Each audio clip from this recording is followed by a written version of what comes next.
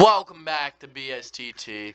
You may not recognize the voice, but this is Sports Talk with Jordan introducing BSTT. So without further ado, let's get into his video.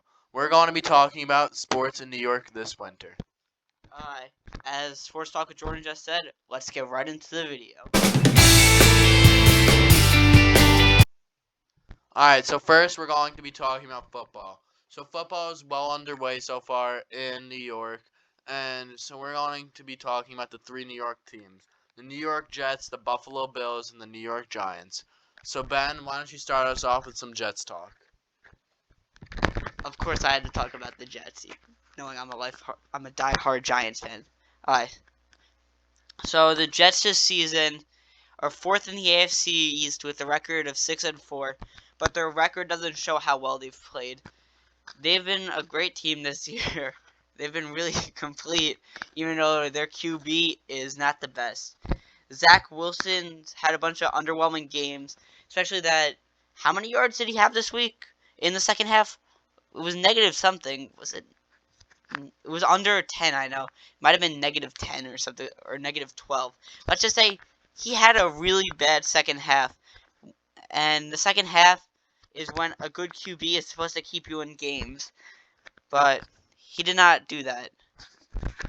Right, the Jets, they've been overwhelming at first, but their record's 6-4. They're fourth in the AFC, but their journey to get here has been insane. It started off early in the season when they beat the Browns after they were down 2 possessions with under 2 minutes to go. That was an overall crazy game. But the Jets, their defense has been amazing. Their offense has hit a bit of a fork in the road. This is because they had only 2 yards in the second half. They had more punts than they did completions, and it was just overall terrible. But overall, the Jets so far, not too bad. Ben? I think the Jets have a really bright future with Sauce Gardner, Garrett Wilson, and the rookie Brees Hall. I think he would have won Offensive Rookie of the Year if he did not go down with that torn ACL, which was really unfortunate to see because you hate to see a young star go down like that. And I think that might be the reason the Jets don't make the playoffs, because even though they replaced him with James Robinson, you can't replace talent like that. He was a solidified all-star. Right, and with that, we're moving on to the Jets' within-state rival of the Buffalo Bills. So, Ben, I know you don't really have that great of an opinion on the Bills. Jets fans do, and obviously they dislike the Bills. But the Bills have had a crazy ride. They're 7-3 right now, second in the AFC East. But they did lose to the Jets, and they have been upset a couple of times. So what's going on with the Bills this season in New York?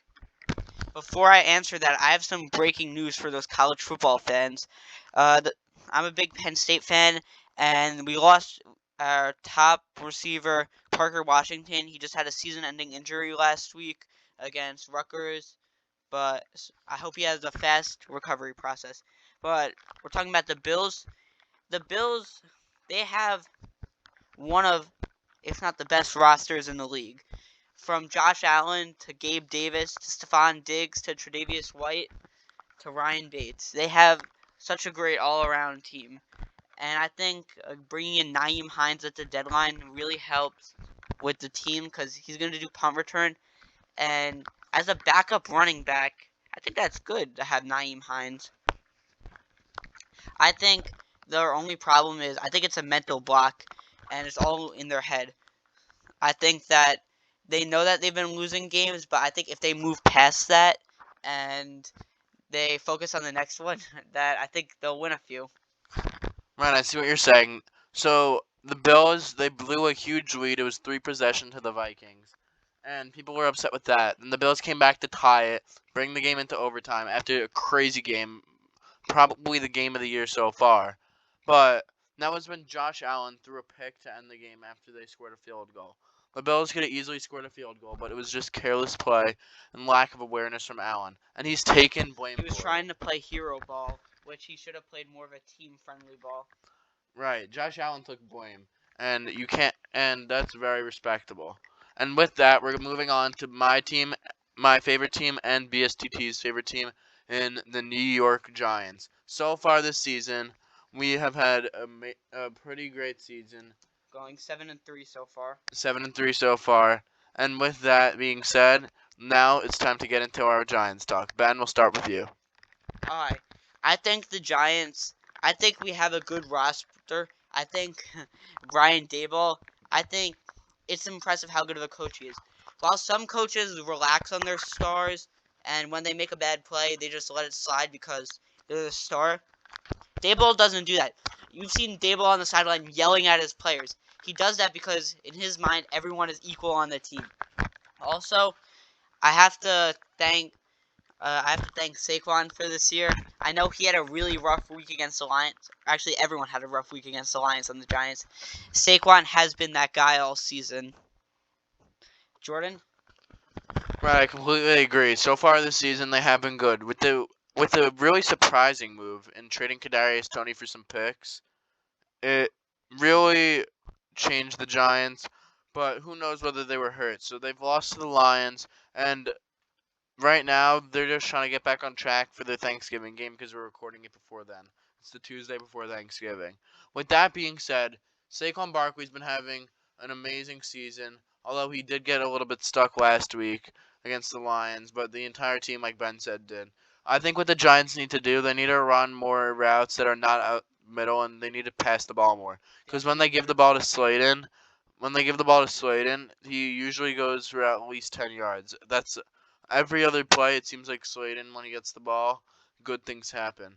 They just need better blocking, and with the late news of Wan'Dale Robinson out for the year with a tear, it's just the Giants need to get back on track. And with that, that concludes the football section of the podcast. Now on to Ben's favorite sport of hockey. Ben? Alright, so I'll be talking more than Jordan on this one because I know more about hockey. So let's get into it with the team that's best in New York right now, although I hate to say it, the Islanders. Yeah, so the Islanders right now are third in the Metro. They've been having a great overall season, and it's a lot better than how they performed last year. They have yet to tie, and they have a great record so far. Overall, the team's been pretty good. I have high hopes and with a bright future for this team. Ben? So the Islanders have been led in points this year by not their captain, but their best player, Matt Barzal, who has 22 points, and it's like, excuse you, Jordan, and it's like really good, but when you look at his stats and you have a deep dive, you could see he only has 2 goals, which for a bona fide all-star and goal scorer, you can't have 2 goals in the first 20 games. And them being 8-2, or not 12-8 is really good, but their 24 points isn't doing anything. That 24 points is only third in the Metro, and you could see my Rangers have 22 right now, and there are a lot of teams that are coming for them also. The Penguins have 21, so they're a good team, but I don't think we need to talk about them anymore. The Rangers. The Rangers are currently 4th in the Metro at 9-6-4 with 22 points, and they're the second wild card team. Right, the Islanders have beat the Rangers twice already so far this year, so I think that's really important to note, right, Ben? No, it's not. It is really not relevant. So we see the bias a little bit of a Rangers fan. Not that I don't have bias as an Islanders fan, but with the Islanders so far, it's a good season. With that, we move on to the New York team that's often forgotten about, the Buffalo Sabres. I wasn't done with the Rangers yet. Jordan, well, we get you're an Islander fan. You don't gotta keep intruding on me like that. Sorry. Jordan's a little bit childish right now. But yeah, the Rangers are led by Panarin, who has 5 goals, 17 assists, and 22 points. He's a great player. And behind him, you have a bunch of all-stars in Mika Zibanejad, Adam Fox, and Chris Kreider. The only thing, and the thing I think that's holding us back, is our defense. Adam Fox is a good offensive defenseman, but we've had no good defensive defenseman this year. Trouba's looked really rough this year after being named captain. He's not making those bone-crushing hits that motivate the team. and he's just not been that good defensively. Keandre Miller has looked sloppy this year. Ryan Lindgren's been hurt a lot, which I get because he kind of is the heart and soul of our team. But Braden Schneider's looked sloppy, and Libor Hayek's been a good defenseman. Jordan? Right. This has been a bit of a letdown year. They've still been a pretty good team, but after making it almost to the finals and then losing right before then, you expect a little bit more, and they have not gotten that. With that, for real this time, we move on to the Sabres. I don't really have much to say here. They have not been that great of a team. Ben, we'll make this one quick. Yeah, we definitely will make this one quick. They're led by Tage Thompson, who has 22 points, which is 12 goals and 10 assists. Tage Thompson is, in my opinion, someone who has a really bright future in the league. I have a feeling he's going to be an all-star this year and for many to come. He's 6'6" and has such a long wingspan, which helps him out a lot because it helps him make dekes and go around players. They also, what's holding them back mostly, I think, is Jeff Skinner's $9 million per year contract, because there's no cap flexibility when you're paying a guy like that, and also paying a guy like Kyle Okposo. They've lost the last 8 games in a row, being at 7-11, and they're second to last in the Atlantic. I think they have a bright future, though, with guys like Jack Quinn in the AHL. I think they will be well off in the next 2 to 3 years. Jordan? Right, and with that, we move on to our final sport we'll be talking about. We will not be covering baseball, as there's no baseball in winter. However, we're Mets fans. So far, the Mets have signed Diaz. No other huge signings, a couple minor trades. With the Yankees, they signed Rizzo. Nothing else that huge, though. So now on to basketball. We'll be starting off with the New York Knicks, who are 9-9 so far. And let's talk about the Knicks. I'll start off here. So the Knicks made a huge splash in the offseason, signing Jalen Brunson to over a $100 million deal. Ben, what do you think so far on the Knicks' performance? I know they're 9-9 as of right now. So here we go for the Knicks. Ben? With the Knicks, what I think about them is Jalen Brunson. He's making $27.5 million a year. He is a good player. He is not a good number one, though. We're a team of number twos. Him, R.J. Barrett, and Julius Randle are all a bunch of number twos on a good team. And you can tell that they're not number ones, as they've all had their fair share of rough games. What is that? Right. So you can take number 2 how you want to. Maybe it's a position on the court. Maybe it means poop. We don't really know what number 2 means in this circumstance. Now, with that, we'll be moving on across New York to the Brooklyn Nets. Yeah, Not the New York Nets. They're not in the ABA, although they do have the ABA uniforms. No comment, but they do look pretty ugly. I guess that was a bit of a comment. Anyway, with the Knicks, they have Kevin Durant. I thought the ABA jerseys were nice. Right, Ben likes the jerseys, but we'll see. So the Nets so far this year, it's been a roller coaster of a season. After starting 1-5, they quickly fired their coach and Steve Nash. Now Jacques Vaughn stepped in, and now the Nets are 8-9, so a game below 500. Ben Simmons is finally starting to break out, as he had 22 points in his last game. Kevin Durant and Kyrie Irving are both performing well too. Kyrie Irving, we all know what happened with him. We're not going to get too in depth with it. Let's just say he made some comments. He did some other things too. Quite the controversial player, but that's not the focus of this right now. Anyway, back to the Nets play. So they have Yuta Watanabe and Joe Harris, Patty Mills from 3. Yuta Watanabe leads the league in 3-point shooting percentage, and he's my personal favorite player, and he's won over the hearts of many Brooklyn fans.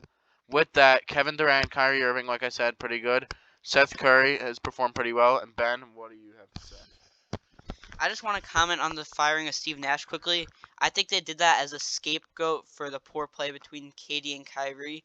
I know he's had 25 or more in all the games this year, but I think that if you're a superstar and no one else on the team is playing well, you should average 25 or more.